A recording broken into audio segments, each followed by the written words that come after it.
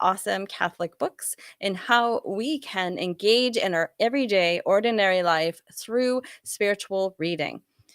And I think every podcast I kind of change how I introduce it, but I think by now y'all get the idea. I just really like talking to good Catholic peeps. And the peeps I get to talk with today is actually somebody I have met in real life. I think we actually met Kathleen on an elevator at the Catholic Marketing Network conference many years ago. Today we're going to be talking with Troy and Kathleen Billings. They have a new book out called Simply Love: Catholic Marriage Day by Day, out now from Our Sunday Visitor. Troy and Kathleen, thank you so much for being with us today. Yeah, thank you for having us. Good morning. It is exciting to introduce you to our listeners because I have been a great, big, huge fan of Kathleen's for a very long time. She's a Catholic mom contributor. She's been a Wine Women in the New Evangelization contributor. So I've gotten to read her writing, getting to know her personally. And Troy, I'm excited to get to know you today as well. Kathleen speaks kind of highly of you. So and I would say we already have something in common because I think highly of Kathleen as well. Aw. So, see, this is why you wrote a marriage book. So let's begin by telling us a little bit about yourselves, both individually and what brought you to a marriage ministry. Yeah. Okay. So we have 5 children, ages 25 down to 8. We have been married for 17 years. We met in college and then kind of went our separate ways by the grace of God. We reunited several years later, and we both had gone through some difficult times, and we wanted to use that when we came back into each other's lives for a greater good. And we were married in the church. We both had annulments from previous marriages. We had lived through kind of a difficult journey, both of us, but we had known each other, like I said, in college. He actually is a convert to the faith. I was his sponsor. He's brought into the church in Rome. Pretty cool. So when we came back, very sweet. Yeah. Thank you. So when we came back into each other's lives, we wanted to use the suffering that God had allowed to build not only our own marriage, but to use it for others. So we knew that we would probably do some type of marriage ministry at some point in our marriage, but we dedicated the first few years to just building our own marriage. We said, we're not going to do any ministry. We just really want to concentrate on building a strong foundation. And so we committed to doing a holy hour together every week. We still do that 17 years later, which I think has been the glue that has held our marriage together. Just making sure we carve that time out together every single week. When our children were little, we would get a babysitter. When he travels, he just does it wherever he's at, and I'll do it here. So, and anyway, a few years into marriage, we were asked to start a marriage ministry at our parish, our previous parish in Chicago, where we used to live. We just moved to South Carolina 2.5 years ago. So we did that for 10 years. We had a vibrant parish-based marriage ministry called BAM, Building Amazing Marriages, where we had a date night once a month. And then we moved to South Carolina. Kind of in the midst of this, we felt called to write this book on marriage, a daily devotional for Catholic couples. And it's a long story in and of itself, but it has been a long journey. It took 5 years from start to finish. And it finally just came out on February 14th, Valentine's Day, the last day of National Marriage Week. So we're super excited. So that's kind of in a nutshell our story. That's beautiful. So Troy, what was it like writing a book along with your wife? What was it like? It was actually, it was overall, it was great. We definitely had lots of spiritual warfare. We recognized through that experience that, Satan is very vibrant in the world, right? And so as we wrote it, we definitely faced a lot of challenges, which is why it took up to 5 years to get it published. Yeah. But it definitely brought us a lot closer together. I think our marriage is, better and stronger than it ever has been as a result of writing the book. And, because we had to collaborate on that, we had to talk about what we wanted to put in the book, and we shared a lot of our own, experiences. So, that was kind of in a nutshell what it was like. Yeah. Well, Saint Lucia, one of the shepherd children from Fatima, did say that Satan's final battle, or his biggest battle, would be against family, against marriage. Yeah. And of course, we're seeing that, and not just in the global cultural thing of marriage, but in everyday ordinary marriage. The couples just really struggling to stay connected to each other.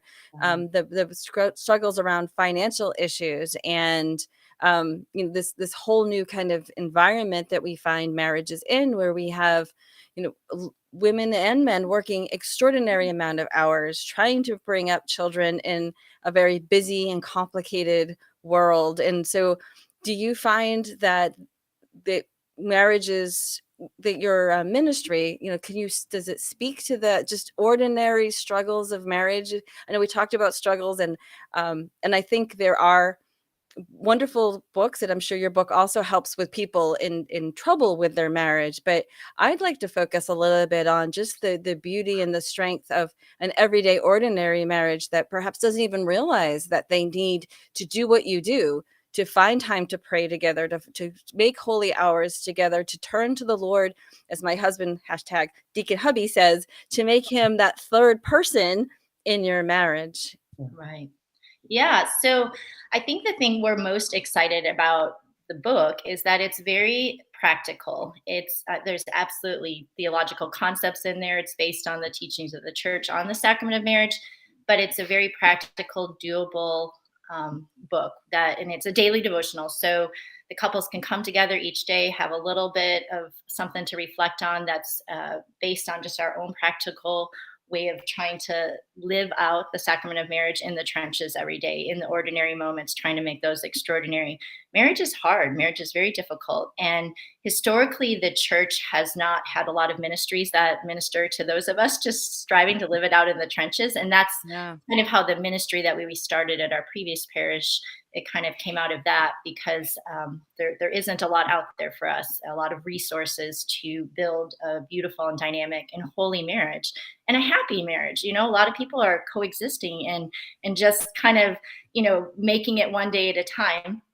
And while we have to take it one day at a time, God doesn't want us to be miserable. He wants us to flourish in our marriage. He wants us to be happy. But there's practical ways in the busyness of everyday life that can help facilitate that. So this book is very much speaks to those who are just wanting to have a dynamic marriage, but maybe are so busy that they're not making the time or doing the few little things here and there, making the little shifts to make it a good marriage. So also, the reflection each day has a prayer, and a lot of times it's uncomfortable for couples to pray together, or maybe awkward. So we're really excited about the fact that this will bring couples together every day to reflect on a topic for a few minutes and then pray together. And it should only take a few minutes a day, but it's an investment of time, right? So Yeah. Troy, do you have any thoughts on the idea of ministering to people in the ordinary day-to-day of marriage? Yeah, I mean, absolutely. As Kathleen shared, right, just a few minutes a day, that was really our focus and our goals. You wanted to keep it short.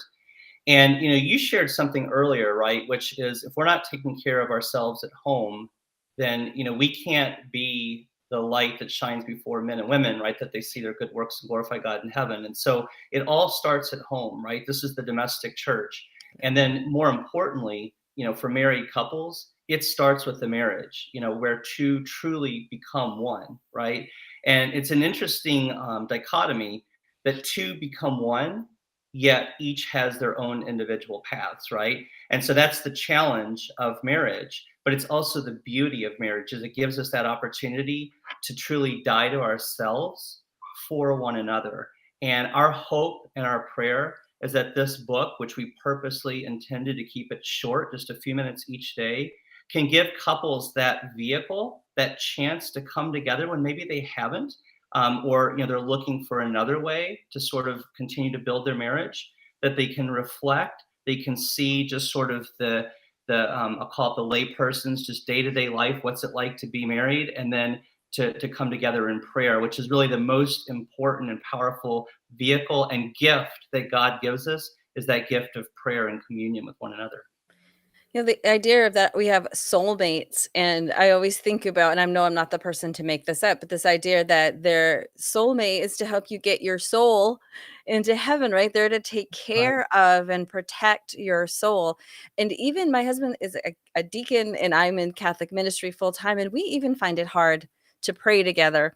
We've been together since we were 16 and 18 years old. So there's this whole like awkwardness, and we were both born into the Catholic faith, but we reverted back in our 20s, and there's still this awkwardness of praying together, of even having conversations about our faith together. I will have a discussion about a scripture verse with anybody for about 7 hours, but when it comes to talking about the faith with my husband, we fall into discussions on other things, complaining about things or worrying about things. And it's funny that we have the short amount of time together, and instead of using that to really engage in beautiful conversation and to get closer, I feel like that's where the devil comes in, and he's very quietly, very without even us noticing it, will lead our conversations to where we're gossiping or we're complaining again, or just feeling the weight of the world. Where I really loved when I was looking at Simply Love. Again, we're talking with Troy and Kathleen Billings about their new beautiful book, Simply Love, from Our Sunday Visitor. When I was looking at the reflections, I thought, this will help so much from us to kind of focus that time together, to make that, especially during Lent. We're recording during Lent. You might be listening to this on another non-Lenten time, but I really think, especially this time of Lent, where we add in prayer and maybe we fast from something like TV, which gives us more time together, that your book would be so helpful in that. Can you speak a little bit to perhaps that rant? Yeah. So you're absolutely right. I mean, as you were talking about the fact that, you and your husband, we were both doing ministry, and yet when you come together, it's challenging to stay on course, right? And I think all couples can speak to that, are familiar with that, because naturally, right, we have all these other things going on in the dynamics of our life together. And so we want to have this fruitful time together. And yet, like, oh gosh, like this needs to be done or that needs to be done. Or, oh, and by the way, so something that we really strive to do and encourage other couples to do is just to take, even if it's just 15 minutes a day, which is only actually 1% of your time, to Wow. just talk, to stay on task, right? Don't talk about the kids, don't talk about the to-do list, don't talk about the finances.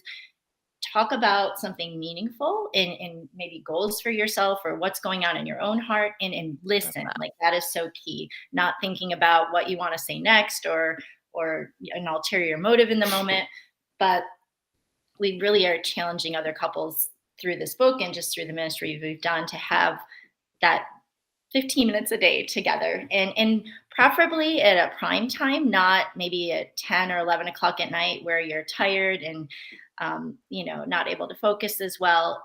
Often we'll try and say, okay, when can we have just that little bit of time today? Look at your calendar, look at my calendar, and what's good for you, and then we carve that out. Now, honestly, realistically, it doesn't happen every day, because life happens, things happen that you don't expect, and then things get off course, right? But the important thing is to get back on track, and I think that's the key there, is in every aspect of our life, right? Whether it's eating healthy, exercising, your marriage, your personal life, finances, as we start to get swayed another way from the pressures of the world and life, that we get back on track together and keep striving forward together in holiness. Yeah. Yeah, and if I could share something as well, just kind of a practical point of view. When couples come together, you talked about, and I'll call it deviation, right? Going down the rabbit holes of finances or children. Oh yeah. I think it's all about being, purposeful, right? Saying to your spouse, saying to yourself, being honest with yourself and with God, hey, I want to have time with my spouse, and just like us business people, right, might carve out meetings specifically in Outlook or something, right, to schedule our time, the same can be Wow. said in a very practical, hands-on way about carving out time with your spouse. And I liked what my wife said about prime time. It's important that we give our best to our spouse, and not wait until we're exhausted late at night. But just to carve out that little bit of time. And then the last thing I want to share is, when we're purposeful about carving out the time, I'd also suggest being purposeful about the agenda, right? And I like that.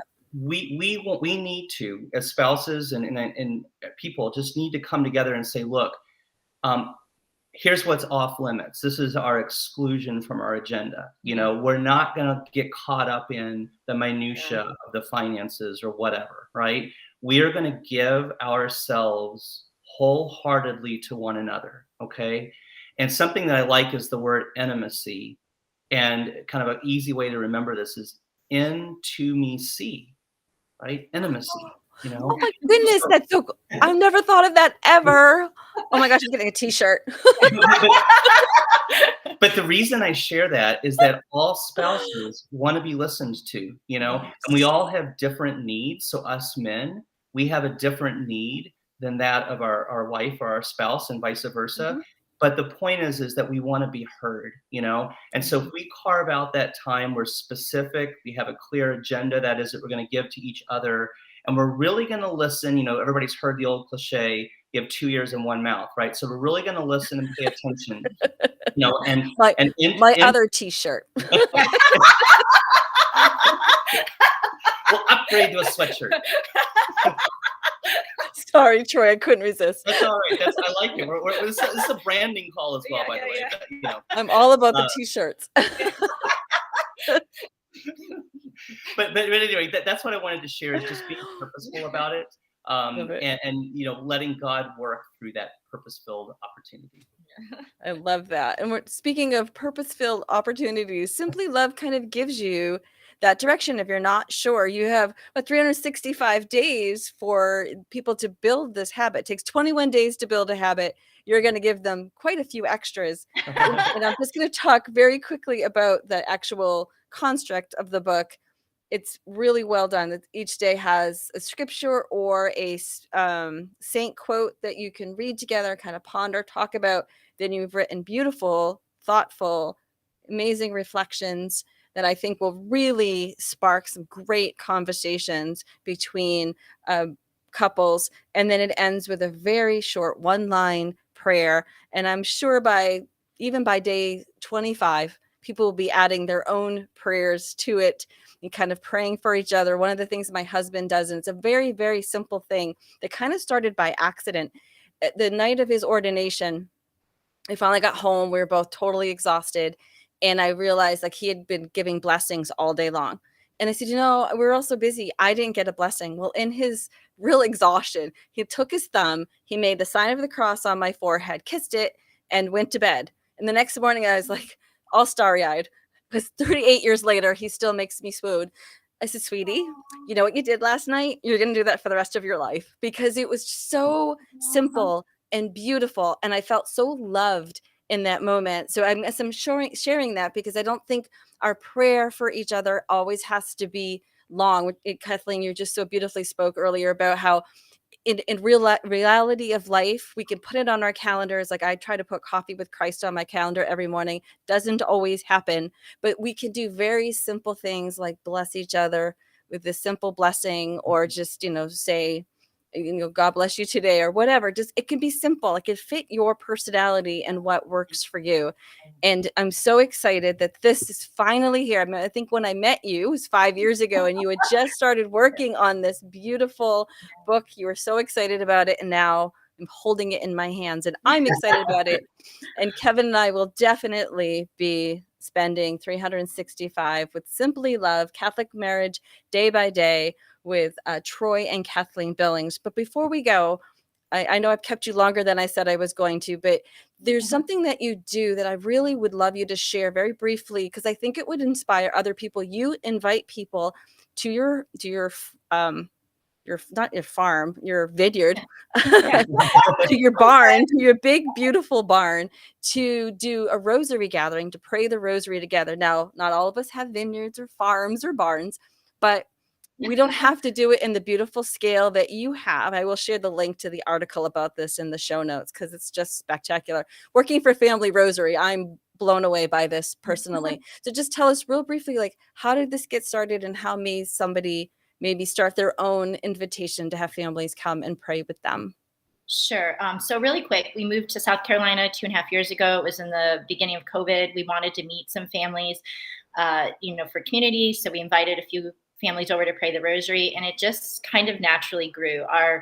our home kind of lends itself to having larger gatherings. So as it grew, we just kept being open to the Holy Spirit working. And so now we have anywhere between 200 and 300 people a month that come to our That home is to pray the so rosary. awesome. It is really awesome. We did it set out like, we're going to do this, but God obviously wanted it. And, we had a lot of conversations. Like, I think the Lord wants us to keep doing this. And we had just come from doing marriage ministry for 10 years. So we thought, okay, I think the Lord's wanting us to do more of a family type ministry. And we do have a large, like, outbuilding barn that, we have gradually got tables and chairs, and we have a little potluck dinner and rosary around the fire. And so, but I would really encourage other people to do this, because as it's kind of gotten out there and people have heard about it, a lot of people have reached out to us like, how can we start this in our own home or our own community? I mean, even if you just have 2, 3, 4 families over just to pray the rosary, there's so much power in that, and the witness for the children, seeing other families praying with them,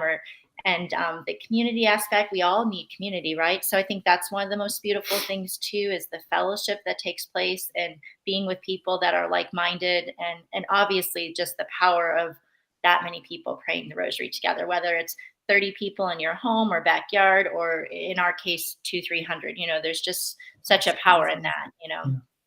That is So- so beautiful. Thank you for sharing that with us. And I'm going to have an upcoming episode where I asked the Lord recently, like, why the rosary? Like, what is so important about this prayer? Some people really struggle with it. They find it long, they find it repetitive, and they just don't see the beauty in it. And I just asked the Lord why, and he answered me in spades. So I can't wait to share that in a future episode about why the rosary. But in the meantime, I ask people to pray about inviting even just one more person into their home to pray alongside with them. I could talk to you two all day. Unfortunately, our time has come to an end. I just want to ask you both just to share just a little encouragement to couples about prayer. I'll start with you, Troy, and then Kathleen.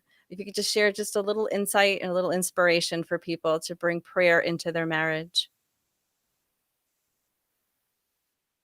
Yeah, so you cut out there for a second, but I think I caught that, just a little insight for praying together as a couple and for their Yeah, marriage. Is that correct? From each of you, Okay. yes, please. See, you broke out a little bit, but not too late to start.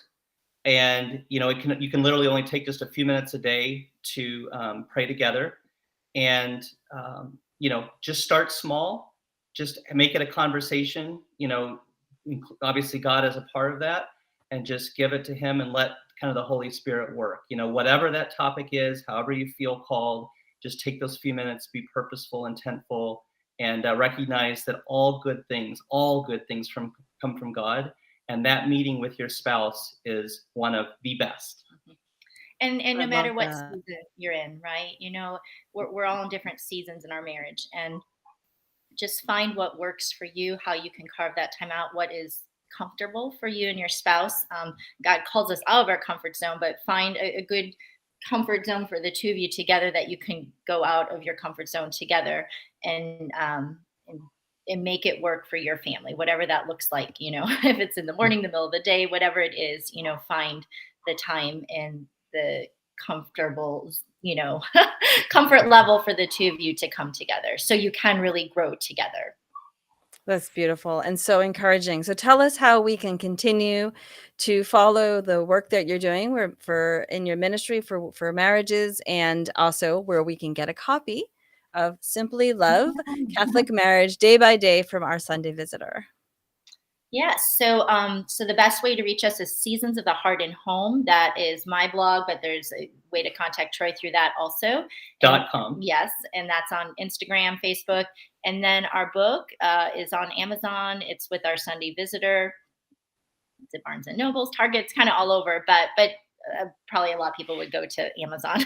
Not that I'm encouraging Amazon, but that's probably the most convenient way. But our Sunday Visitor, you can order it directly from them also. And I'm going to remind people they can also visit their local Catholic retailer. Shrines often have bookstores. And the reason I also, besides patronizing and supporting local and small business, especially because Catholic bookstores are really a ministry, I also wanted to remind people that when you're looking for a book, I mean, even go to your Barnes and Noble and say, where is this book? Because if you're looking for it, it alerts the store that this is out there that other people might be looking for. What an amazing gift this would be for marriage. We're coming into wedding season. Yes. Get this book for every shower gift that every shower you have to go to, every wedding you have to attend. Get them started on the right foot. Get them bringing prayer into their marriage. Troy and Kathleen, thank you so much for making the time for us today. Thank you. Thank you. Thank you for having us and for all you do. Thank you. I appreciate that. You have been listening to A Seeking Heart with Allison Gingras. God bless.